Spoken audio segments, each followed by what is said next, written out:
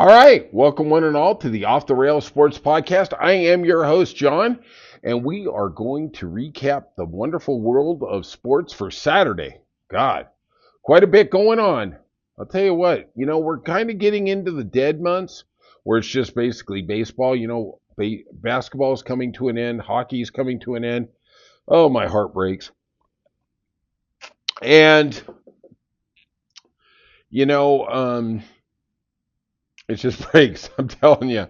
I love coming home and seeing an NBA Finals game and then an NHL game.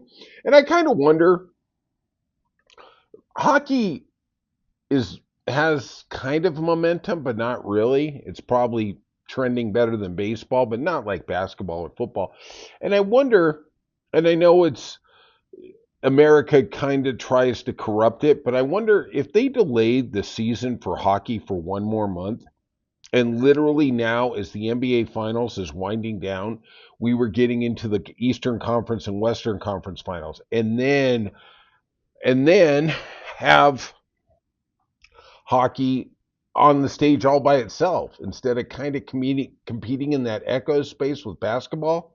I mean, to me, it seems like it might be a better deal, but I'm sure they've done the research. I don't know. It just seems like that's a lost opportunity. All right. Let us talk about hockey, and boy, Florida really showed up for game 5. It was 2-2. They lost game 4. Edmonton came down to Florida and smacked them in the face.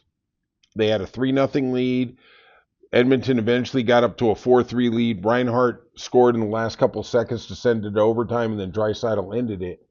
And it was a big win. I thought they were going to play off that momentum. Obviously, they didn't. Florida came in there, and they were like a team on a mission, especially one Brad Marchand, my favorite Bruin. Well, one of them. I love Brad Marchand. I like Bergeron too. But he became the first player ever to score 5 goals in the Stanley Cup Finals for 2 different franchises.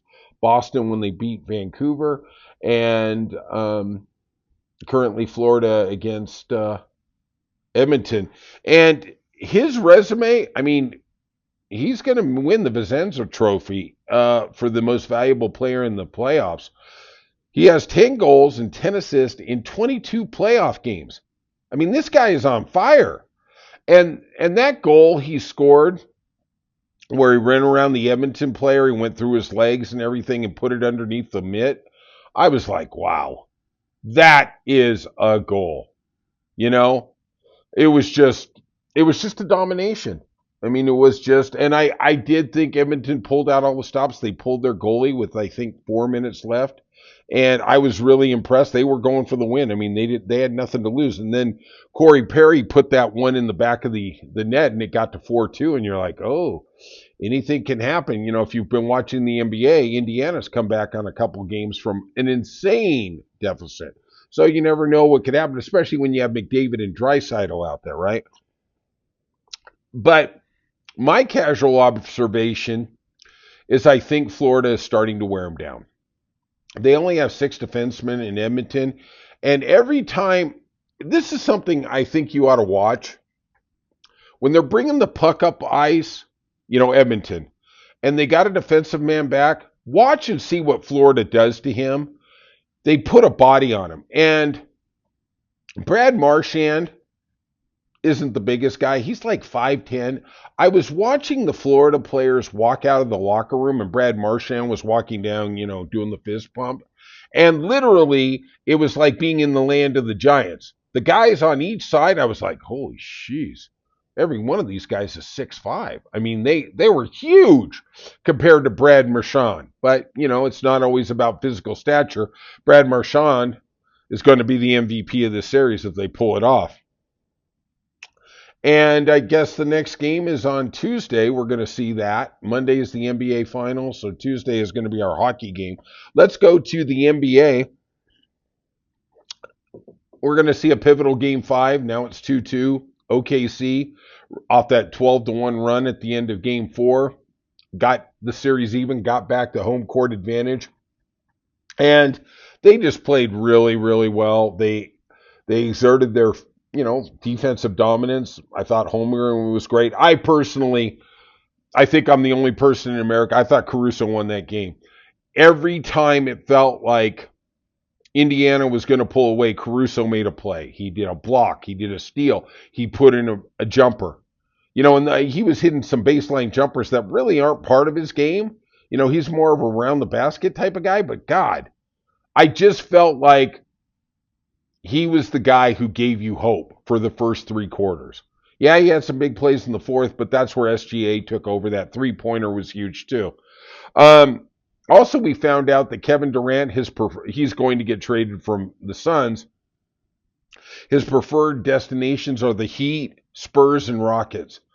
Um, I I don't understand the Heat on any level. What are you doing there? I mean, what are you building? I mean, personally, and I know everybody says this in the world of sports, I think you got to burn it down. I mean, I think there's nothing there. Get rid of Hero. Get just clean the cupboard and start building with draft picks. Obviously, this is a premier franchise for developing talent, spotting talent and developing it, and take the 3 year and maybe at the end of the day, and this is something you're not going to hear on any other podcast. Pat Riley is a winner. He's always been a winner, and he's old. He's approaching 80. Maybe he doesn't want to do the end of his life. He doesn't want it to be a rebuild. I want to still take a shot. I want one more championship ring. To me, that seems like what's going on there. Him and Spoelstra are like, I'm not ready for a rebuild. And I applaud Greg Popovich when about 4 years ago, San Antonio said, okay, we're going to go for the rebuild. We're going to trade DeJounte Murray. We're going to get rid of these pieces that have value and start accumulating assets. And then, of course, they got the ultimate great break, and they got Wembanyama. But they obviously know how to recruit talent too. They got Stephen Castle. I mean, it's pretty impressive what they do. Miami's in the same thing. I don't understand why Kevin Durant would want to go there. I mean, yeah, I understand living in Miami, but geez, man, you only got 1 or 2 years in the league. Try and get another ring. At this point, I don't see him going to San Antonio. I don't see what the allure is, unless you feel he's the one guy you can have as a scoring option at the end of games who's going to get you to the finals. If this guy gets you to the second round of the playoffs, is it really a win?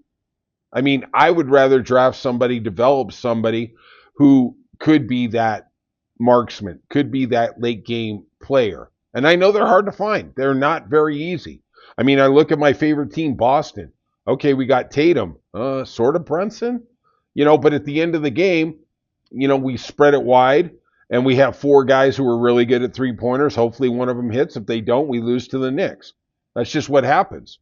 We don't, and especially for the next year, you're going to see pain here unless Brunson really steps up his game. We need somebody at the end of the game, and we'll see how the off season unfolds. But I have a funny feeling it's going to be a real difficult year for Boston fans. We're over the second apron. We are handcuffed. This is like a 50 Shades of Grey scene. I mean, there's bondage, there's pain, there's nothing but handcuffs. Just what are you going to say? All right, the Rockets. That makes sense. That does make sense to me. They got a young team, and they just don't have a scoring option at the end of the game. That's why they lost to Golden State. I mean, they just needed that one person who could put 4 points in the last 2 minutes. And 4 points sounds nothing, but believe me, in the last 2 minutes, those 4 points, they might as well be like, LeBron scoring record. I mean, it's huge. It's huge on huge. All right. Let's get to the world of golf. The U.S. Open is going on in Oakmont, and man, that is one tough hombre of a course. Sam Burns is your leader at 4 under. And personally, when I was in Vegas last week, I was looking at the numbers. The over-under, now par for all 4 rounds is 280. The over-under was 277.5. So basically they were saying if you could get to 3 under, you win that side. If it's two over or two under, you lose. That's the tipping point right in the middle. And I thought, wow, it's, somebody's going to shoot 8 under. No, you were wrong, John. This guy is holding on by literally his fingernails. It should be a really exciting round. We got Sam Burns at 4 under. He was 1 under for his third round, which was, you know, in the U.S. Open, you better make 5 10-foot putts for birdie. Par, or even bogey, because that's what separates the list here. Adam Scott is second. Nice to see him back on the leaderboard. He's 3 under. He was 3 under on Saturday, and that guy, he's just got the best swing. He has just got the best tempo, and he was staying out of trouble. That guy is just a veteran, and it was really nice to see him. JJ Spawn from Los Angeles is 3 under too. And we have Victor Hovland. We have a Victor Hovland sighting, and he has had a very tough last 2 years. He won the Tour Championship 2 years ago, and then he fired his coach, and he went through all these different coaches. And, look, they're always trying to improve. That is the most competitive guys in the world, right? And they're always trying to find an edge, always trying to do something. They're talking on the range to other players. They're talking to coaches, whatever. And he came back to his old coach, and then he fired him. And I don't know. It's literally like a Kardashian. He won a tournament earlier this year when JT Thomas kind of choked it out. But I didn't think he was going to be a factor. I thought he was too wild with driving. His driving was terrible on Saturday, but somehow he held it together. He was an even par round for the day. He is in fourth place at 1 under. And we have some other names. You got Haddon there at +1, Lawrence at +1. The next big name that comes up is Scotty Scheffler at +4. He was the pre-tournament favor and one of the biggest favorites I've ever seen. I stayed away from him. I just didn't. I'm not laying plus or trying to get +275 when there's 150 other golfers on a course this tough. And Scotty is 8 strokes back. Just remember, Johnny Miller shooting at 63 and 73 at Oakmont, and he won the tournament. I would say this: if the conditions get tough and Scotty Scheffler can go out there, and let's be realistic with what it is, he's got to shoot a 64. Then maybe he has a chance, especially if the wind starts coming up, the conditions start getting a little rough, but I don't see it. I thought Jon Rahm was going to be the guy to win this tournament. Obviously, he's not. And let's move on. We shall see who the victor is on Father's Day, and I always love that about the U.S. Open, how they always play it on Father's Day. God, I love that. I love that. All right, let's go to baseball. Oh, it was a good day in baseball. My Red Sox beat the Yankees, but we'll get to that in a second. The Marlins beat the Nationals 4-3.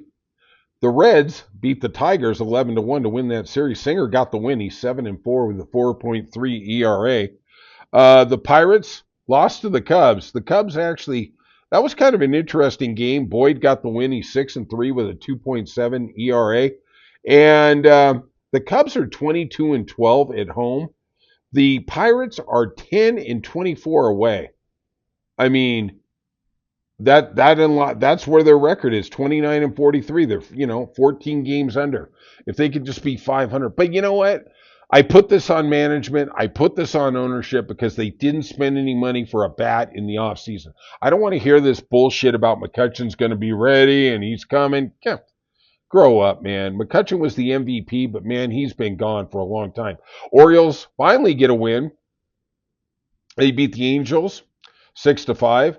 The Phillies beat the Blue Jays 3-2.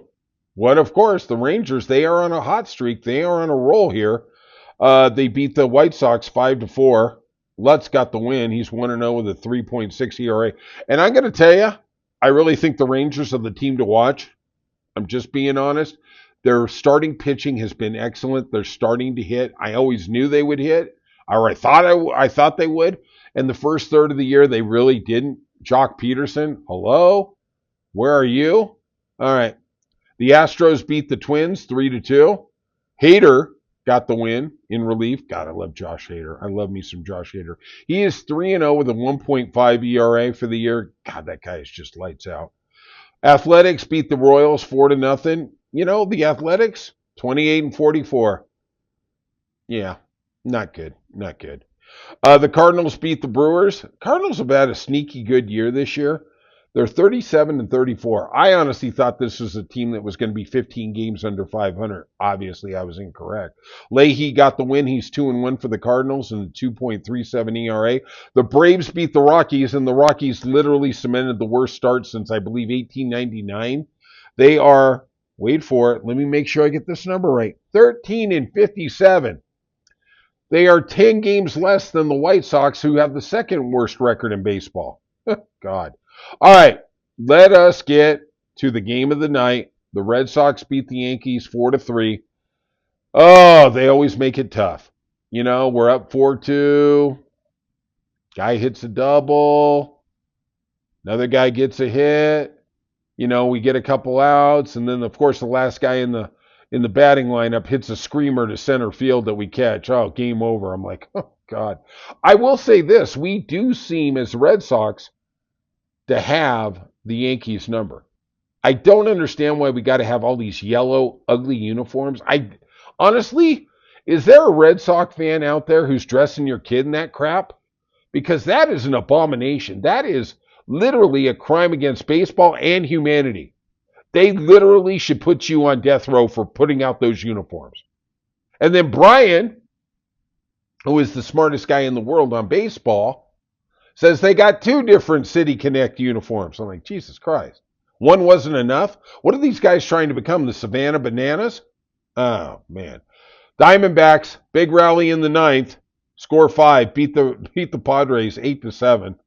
God, I'm telling you, it's been, the Diamondbacks have had a really good year at coming back. They had that big rally against the Braves about a week and a half ago. They beat the Padres yesterday. Mariners beat the Guardians 4-3. And finally, in the nightcap, Shohei Ohtani, the greatest player in the game of baseball, hit 2 home runs to kind of break out of a little slump.